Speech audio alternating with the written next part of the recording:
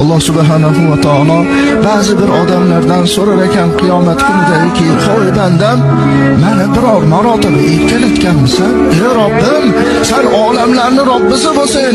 Mulukut dunyo va axiro, dunyo va oxiratning egasi bo'lsin. Qanday san erkalatiladi?" Shunda Alloh taolo aytar ekanki, "Meni 99 ta ismi sifatim bor.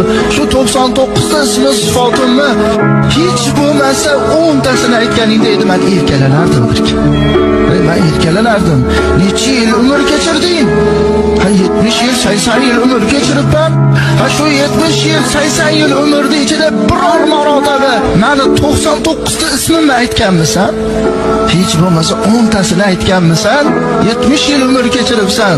Agar sen menga hech bo'lmasa 99 ta ismi sifatimdan 10 tasini bo'lsa ham aytib, "Ey Robbim, ber" deganingda, men erkalanib farishtalarga aytardim, "O bandamni qaragin, bir maqsadi bor ekan, mendan bir so'rashligi bor ekanki, ismlarimni aytib turibdi, guvoh bo'linglar, nima so'rasa beraman" deb Alloh taolo turib olar ekan.